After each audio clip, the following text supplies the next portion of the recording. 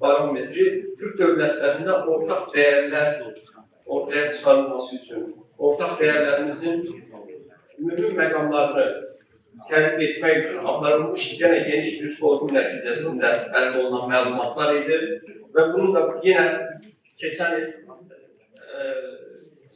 Ankara şəhərində, Gazi Universitetində müxtəlif elm və ictimai cəmiyyətlərin nümayəndələrinin iştirakı ilə böyük ictimaiyyətin nəzərinə çatdırılmışdır. Bugün də burada həqiqətən möhtəşəm bir tədbirdə bunun nəticələrini sizinlə birlikdə paylaşmaqdan məmnunluq duyuyorum.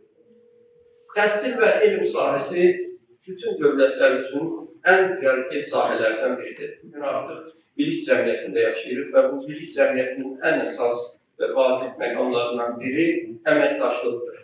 Əməkdaşlıq bütün sahələr üzrə vacib məqamlardan biridir. Çünki artıq müasir dövrün ən vacib məqamı tələbi odur ki, əməkdaşlıqla bəzi məsələləri irəliyə götürmək, bu müstəvidə tədqiqatları davam etdirmək lazım. Və bugünkü tədqiqatımızın da ən mühüm məqamlarından biri bu əməkdaşlığın nəticəsini ortaya çıxarmaq idi. Yəni bir növ böyük bir fotoğrafı biz görürük bu tədqiqatın nəticəsində. Diqqət etsəniz, bir çoxlarımız bəlkə də indi hal-hazırda bizim konfrans prosesində artıq nəticələrlə hesabat formasında çap olunan kitabımızda tanış olma imkanımız oldu. Bir çox sahəni əhatə edib bizim tədqiqatımız. Təqribən 40'a yaxın ayrı maddələr var burada. Çox böyük bir müxtəlif sahələr üzrə tədqiqat aparılıb və tədqiqatın əsas subyekti də məhz təhsil və elm sahəsinin əsas aparıcı şəxsləridir. Professor müəllim heyətidir və həmçinin ekspert qrupudur.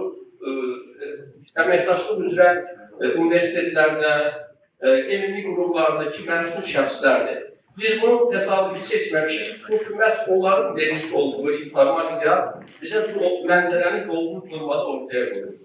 İndi burada hörmətli Zahid müəllim, hörmətli Şahin müəllimin çıxışlarında tədqiqatın əsas konturlarına haqqında çox əhəmiyyətli məlumatlar verdilər.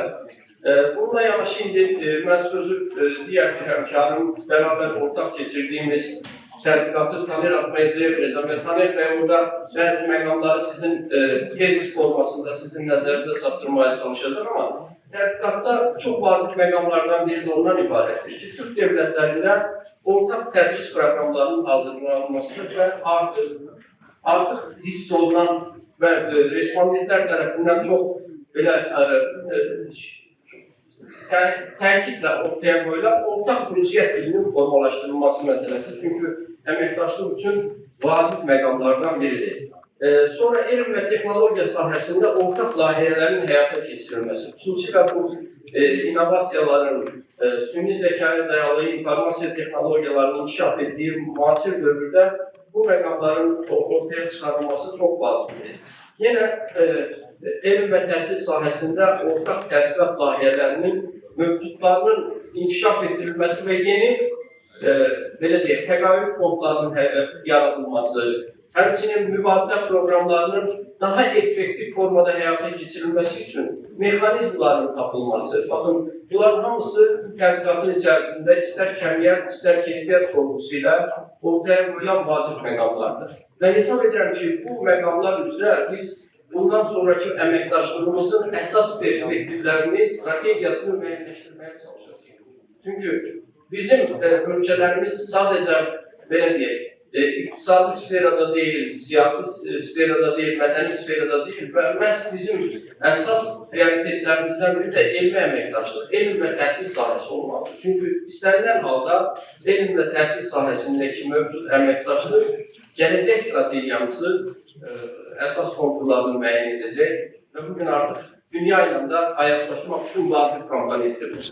Eyni zamanda qeyd etmək istəyirəm ki, Türk dövlətlərinin bu cür əməkdaşlığı onların qlobal səviyyədə də elm və təhsil sahəsində qabaqcıl inovativ formada inkişafına təkan verəcəkdir.